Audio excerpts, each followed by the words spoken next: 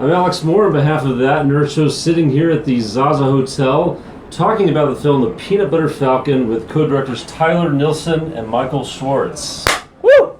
And it has been quite a journey. That's true. Yeah. It's been a journey. Yeah. So, just kind of starting out, we'll take it back to 2017 when the film gets announced. You've got some casting choices right from the start, and specifically some big names: Shia LaBeouf, Dakota Johnson, Bruce Stern were on board from the beginning. Yeah. What was the process of getting this trio of stars for the film? What was that like? Oh man. I mean, it goes back further than 2017. It was arduous. It was a process for sure. Tyler and I come from, we haven't really done anything before. So to get even actors of that caliber to read something took us a couple years. And we wrote the film for Zack, Gottsagen, the lead actor with Down syndrome in the film, and then shot a short trailer with him. Like a proof of concept, convincing people to give us money to make art was sort of like an impossible feat in a way. So we decided to shoot this proof of concept to figure out how to hurdle that thing, and that sort of was our first crack in the wall of trying to kick our way into the industry, was sending that proof of concept to people. But it was, a couple of us friends shot it, and Zack was there, and it turned out kind of nice. Yeah, and ultimately got to, I think Shia and Dakota and Bruce all responded really well to what they saw and the pages on the words on the page. Yeah.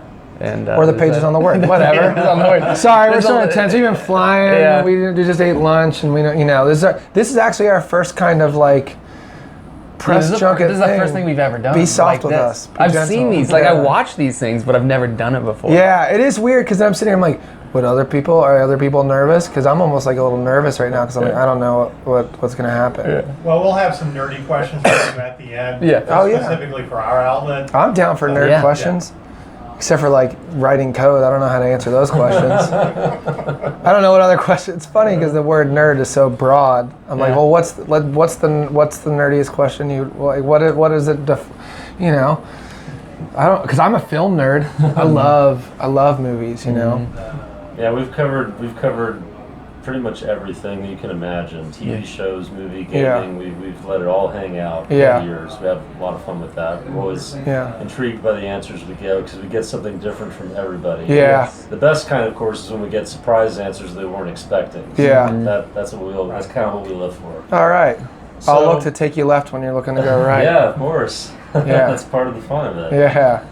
So I'm sitting there and I'm watching this movie, and you're sort of waiting to see the characters, their introduction to the film, and then I see Shia LaBeouf, and it's a guy who I haven't seen in a while, and sort of looking like Forrest Gump on a shrimp boat, and he's active and he's moving around, and this is a Shia LaBeouf I haven't seen before that I can recall. So he looks good doing it, huh? What exactly do you think drew him in to play this role? I can answer that. Yeah.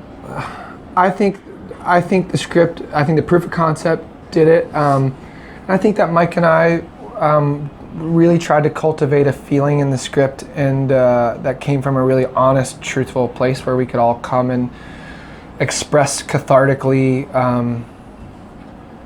what we were all going through at the time. I think it's part of the process, and I think that drew him. I don't think it was we had infinite amounts of money and we were making Transformers 12, I think it was just that we were, other producer likes that, by the way. You could hear us chuckling if we could point the lightsaber mic at him.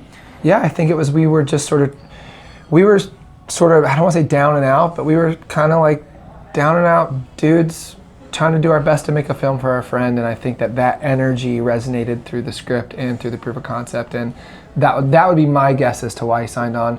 That also being said, I could text him and ask him if you want, why did you do this? I think ultimately we all ended up having a really good experience on set with Shia and Dakota and Zack and Tyler and myself, John Hawkes, John Bernthal, everybody that was there, I think really had a powerful experience. Family vibes. Yeah, and I think on some level all of them knew that they were going to have an experience like that. Yeah. Right. So just briefly touching on Dakota Johnson, because with Let's not be brief. She's good. She's great. Let's talk about her for a while. Yeah. She's a gem. I'm absolutely fine with that. But she brings to the table something a little different from some of the others in the cast. Because she has really, really been in the limelight over the last few years. Yeah. Whether it's good or bad in the minds of everybody. Yeah. It's been good, I think, for her. But you see her getting into a role like this. This is a departure from what anything I've seen from her doing recently as well. So was it sort of a similar thing with Shia in terms of how she came along to this role? Yeah, I think our producers had a relationship with her, so we were able to cut through a lot of the hurdles normally to getting to somebody of her stature. And then I think she was drawn to the script, and I know she was interested in working with Shia. And Zack. And the proof of concept again, I come back to that. I think that, I think she responded really nicely to that. And we had a really nice phone call with her before she signed on, and it's really sweet. It was like, I remember talking with her on the phone and just being like, why don't you come out here and let's all kind of go through this together. And she was like, I'm in. It was really beautiful. When you're making a movie, I think there's what you have at the end and there's the experience of having it. I think Tyler and I really try hard to cultivate that experience while you're making the movie is almost just as important as what comes out at the end. Right. Yeah, because what comes out at the end has to come from the experience. So, yeah, it was to have that experience with her was like magnificent. It was really special. And I'm excited for people to see her in this role. I think she did really great. Yeah, me too. Look at her. She's the fucking best, man. She's amazing. Yeah. Sorry, sound. Is that all right? It's loud out there. Is it good? Clang, clang? You're good. All right. Close-up mics. There's a lot of force behind that lightsaber mic. All right, good. Now, we've mentioned some of the other people involved, like John Hawkes and Bruce Stern, John Bernthal, and there's even Thomas Hayden Church. There is. We all love. THC. Gotta love THC, man. Dynamite. You can't look away from the guy. Factor. Yeah. You have him in there and makes everything a little bit better. Yeah. But we have to talk about Zack Gottsagen. Gottsagen. Gottsagen. Okay. He's not famous. You don't know how to say his name, which is great. Yeah. But there was something very unique about this character and about this performance that just drew me in from the start. Yeah. And the film the story just kind of took on a life of its own, and I was so excited to see what he was going to say next, what was going to happen next. Yeah. So I was curious about, because you were saying that he was really important to this actual story. So what was the relationship with the man himself? He was the story. He inspired the story. Tyler and I have been friends with him for years before we wrote the script. Like 8 years.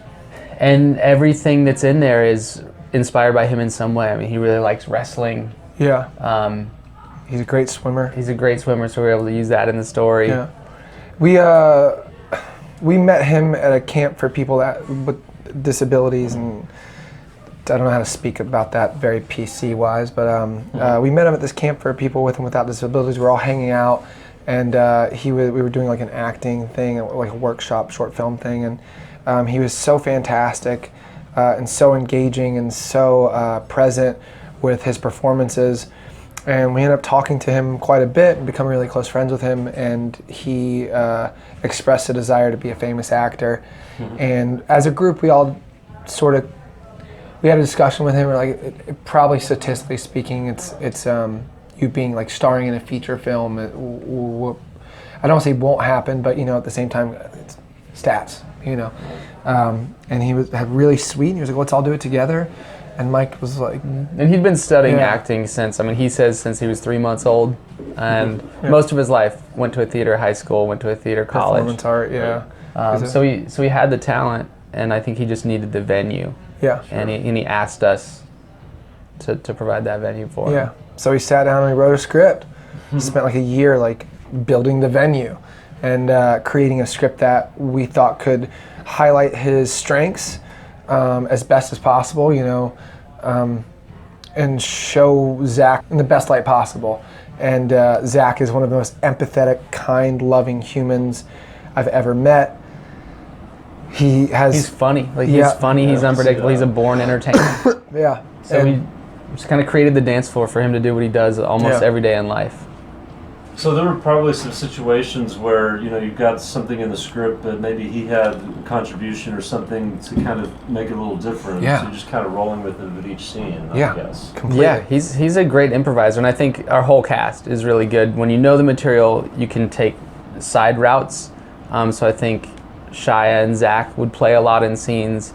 Shia and Zack and Dakota, Thomas. There was always a roadmap of what was in the script, and sometimes they'd find something a little bit better. Okay, so something I noticed when I was watching the film is that it's not just the main character of Zack who was interesting. There were lots of little smaller roles of people who I hadn't really seen before, but just had a really amazing performance. And there's the guy behind a counter in a supply shop who maybe has 2 lines, but you're kind of holding on to every word he's saying. And it's just perfect. Yeah. Bruce, his name Bruce Henderson. Yeah, Bruce Henderson's good. You've got a blind gentleman who's kind of a spiritualist and is baptizing people behind his house. Yeah. I'm thinking, where did you find these people to do these roles? I mean, it's just incredible to me to have all this into one film. These the trucker's good. The trucker's really special. Yeah. So Tracy. Yeah, we had a casting director who sort of specialized in that space. We also found people like Craig. There's a guy named Craig in there, larger fella, who rolls with Duncan and Ratboy. He just was working a barbecue pit, and we were like, "You should come be in our movie." The guy named Winky has like 3 scenes. He was just a guy working a crab boat that we met. That Shia had, worked on his boat, gotten a job on his boat, and we had become good friends. And we were like, "Just come do some scenes with us," But we try to keep it really authentic. We had a great casting director for the smaller roles, and Mike and I kind of cast other people ourselves. We're really hands-on, so we'll go out. Okay. We drove around for a week looking for a cornfield. That's like Tyler and I will just do that. So when you're out there and you're with people and you're not at home in your hotel room, you're meeting people and you say like, "Oh, I could figure out a way to work this in there and make it feel more authentic." Yeah. So going to the character of Tyler by Shia LaBeouf in this movie, there's some depth there with some of the tiny little sequences you see in his interaction with Zack. But I noticed, of course, with his name, was there any inspiration from yourself? In naming him, was it something from your own life that was a part of this story with that character as well? Yeah, it was. Yes, I still am wearing the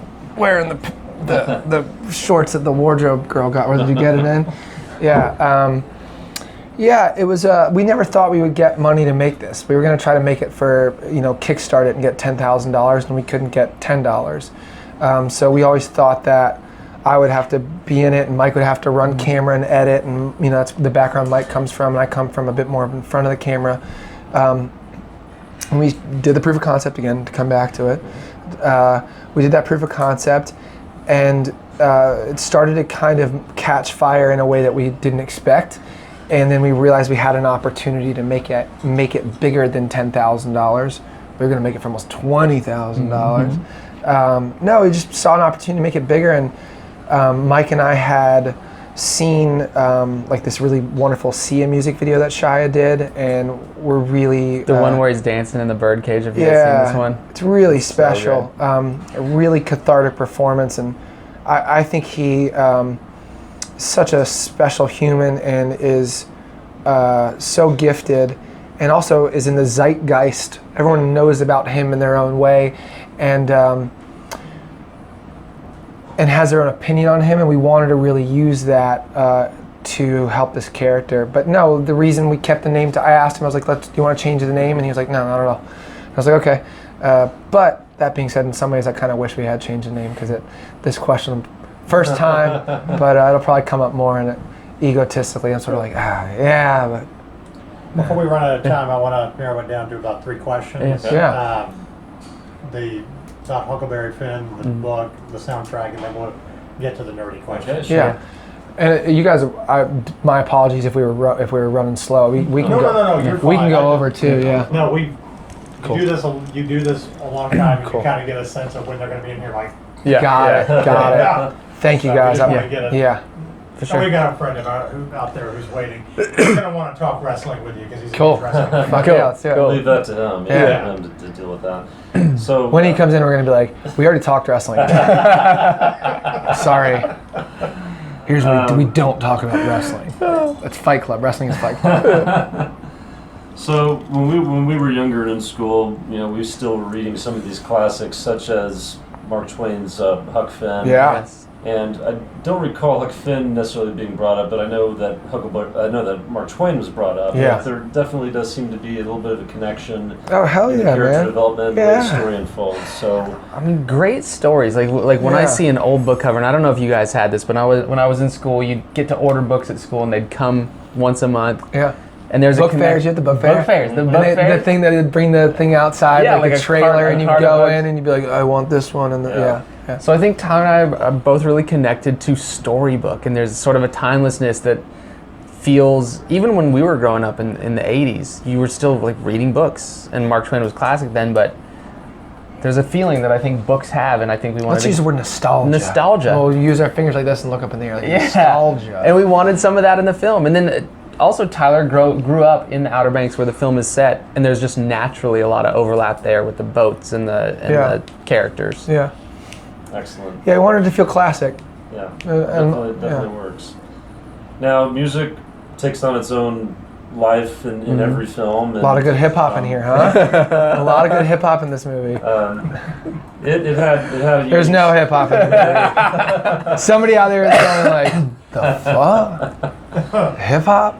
Yeah, sorry. It has a unique sound as well, and it Yeah. looked to me like there was a pretty heavy collaboration between a few different guys. So, Yeah. what was the process, if you know anything, for these? I mean, we love music. Tyler and I, when we write to music. So a lot of the songs that are in there are even in the script because we were listening to them as we wrote. Yeah, like the Yola Tango song for Boat in the Dunes. And, like, there's songs that we would like writing scenes and it would Some inspire of the the Staple scene. Singers stuff. Yep. And then we'd go on set.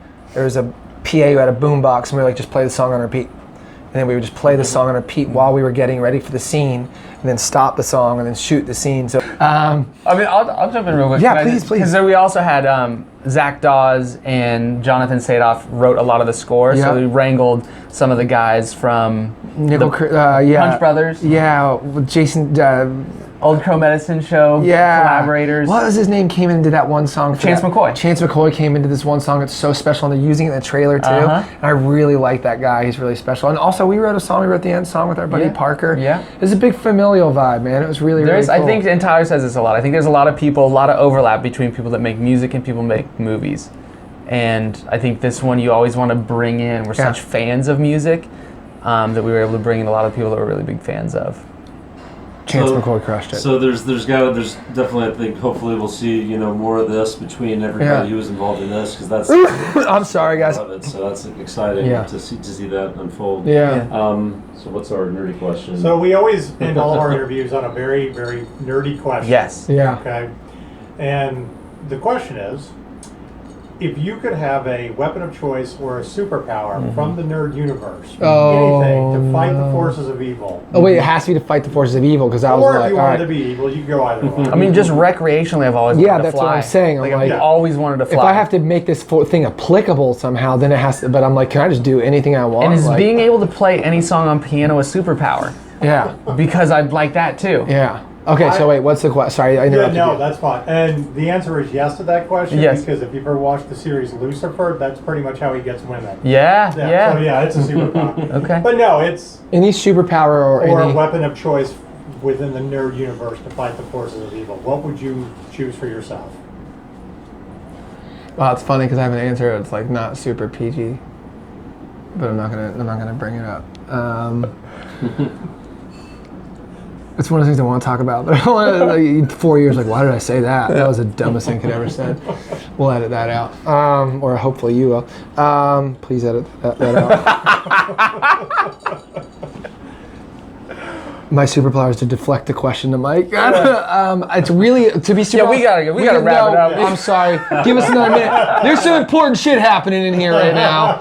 I really want to think about this. What's your answer? I mean, my answer is probably the piano thing. I want to do the piano thing too. I want to be able to play music. We could do dueling pianos like Billy Joel and Elton John did. Billy Joel. I also feel like there's some nerds out there who are like, that's the dumbest shit I've ever heard. I don't care. And why are you not shooting fireballs out of your hands? I feel like I'm letting somebody down. No, but Lucifer. I'm not that dude. No. It's a great answer either way. Yeah, I'm gonna stick with the music thing. I feel like I'd want to be able to like sort of like influence people through the power of music, All right. but in a positive way, in a good way. Because I've never seen Lucifer, and it doesn't seem like something. Seems like a bad dude.